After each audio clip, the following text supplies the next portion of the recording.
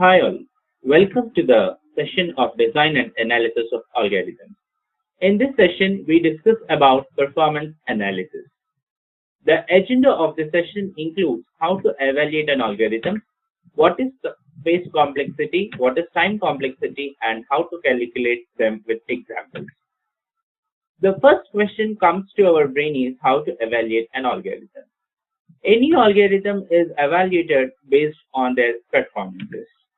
The performance evaluation can be done in two different ways, either before the execution of a program or after the execution of a program.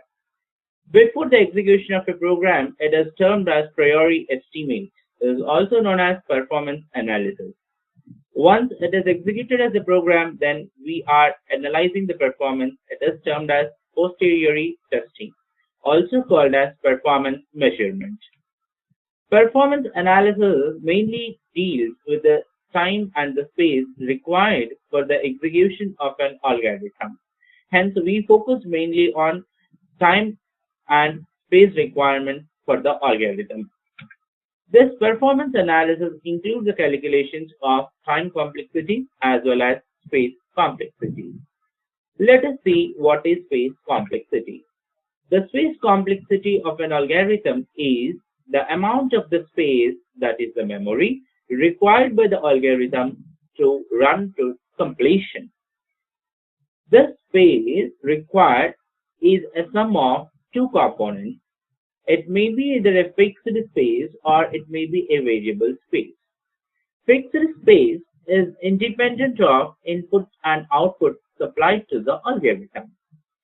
Example, instruction space. The number of instructions will be fixed. Space for the variables. The variable space is also fixed. The space for the constant, which is also fixed. Such space requirements come under fixed spaces. The other one is variable spaces. This is absolutely depending on the problem which we are solving. Example, reference variables. The reference variable spaces vary based on the problem.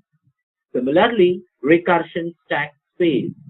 The recursion stack size depends on the number of times of recursion.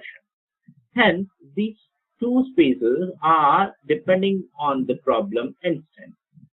They can be termed as variable space.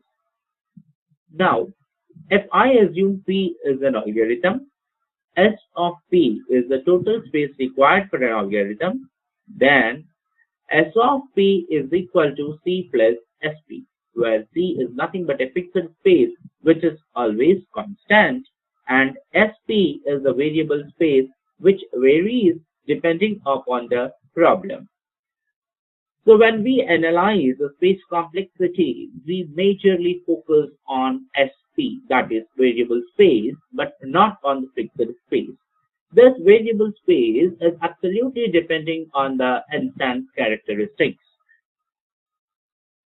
Let us see with an example. Consider the example algorithm to calculate sum of n elements in an array A. Now, in the example, we require a space to store the variable value n. Let me assume the space required is one word. We require space to store n values in an array. Now, the size of the array will become n. So, therefore, we require n words to store the array. We do have a loop variable I, which is iterating from 1 to n. Therefore, I require to store the value of I require space one word. We are calculating sum in the variable s. So to store it, we require one word space. Now the total size required is n plus 3 words. Hence, I can say that the space required to calculate the sum of n numbers in an array will be greater than or equal to n plus 3 words. Let us see an example of recursion. Let us implement the sum of array of n elements using recursion algorithm. If n is less than or equal to 0, the return zeros. Else, I will calculate a of n plus recursion sum of a of n minus 1. Now, in this case, the space requirements are as follows. Any recursion call involves the space for local variables, the space for return addresses, as well as the pointer. Here, rsum is a recursion call. It requires the return address, that is one word, and a pointer to point an array, one word, and has a local variable n which requires one word. So, every call for recursion sum requires 3 words. How many recursions do we call? For the sake of calculation of n elements, we require n plus 1 recursion calls. That is, the depth of recursion is n plus 1. Now, the total space required is n plus 1 recursions, each of having 3 words, a total of 3 into n plus 1.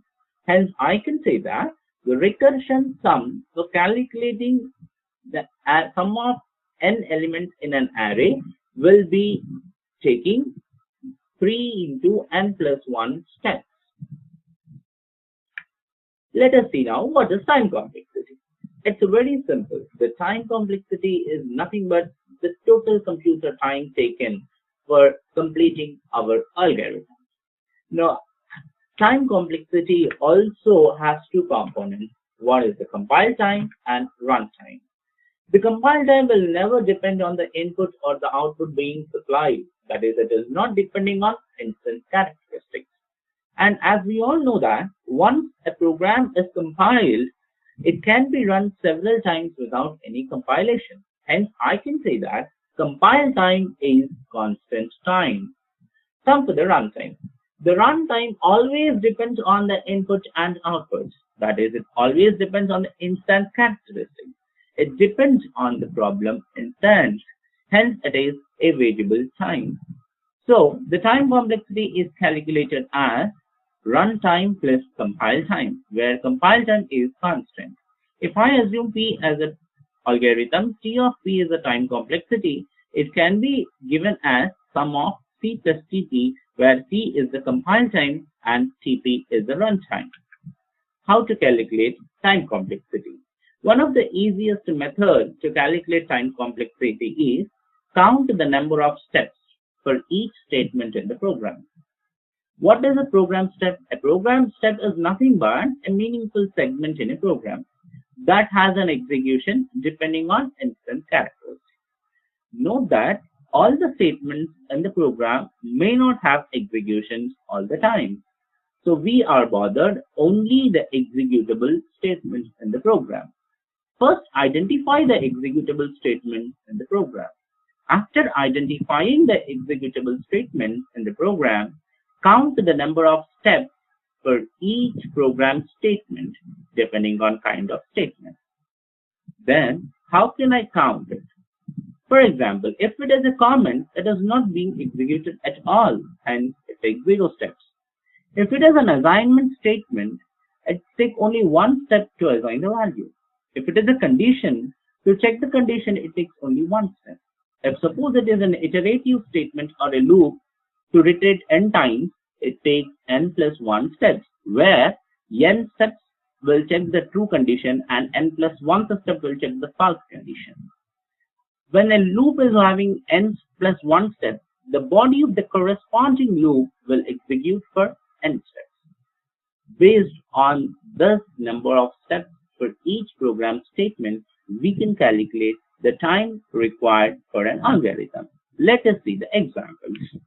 The first example, the algorithm for calculation of sum of array elements. The first line is not executed, hence it is written as 0. The second line is also not executed, hence it is written as 0. The third line, s is equal to 0, is an executable statement. For I is equal to 1 to n is also an executable statement. S is equal to s plus a of I is also executable statement. Return yes is also executable statement. Closing braces is not an executable statement. Initially, we identified the executable statement. Now let us try to find the frequency of each executable statement. S is equal to 0 is an assignment statement. Hence the frequency is only one step. For I is equal to 1 to n is an iterative statement. Hence the frequency is n plus 1. S is equal to S plus A of I is an assignment statement which is corresponding to the loop. Hence it is executed n times. Return S is a returning statement which returns a value, hence it is executed one time. Now let us calculate the total steps. 1 into 1, 1, 1 plus 1 into n plus 1, n plus 1, 1 into n, 1 into 1, 1. A total of 2n plus 3. The total time required is 2n plus 3 steps for this algorithm to calculate the sum of n elements in an array. Let us take one more example. This example is used to add the sum of two matrices A and B of order m into n. The first two steps are not executable. The loop is executable step. The jth loop is also executable step. The calculation is executable step. For I is equal to 1 to m, this loop executes m plus 1 times, and the body of the loop, both statements will execute m times.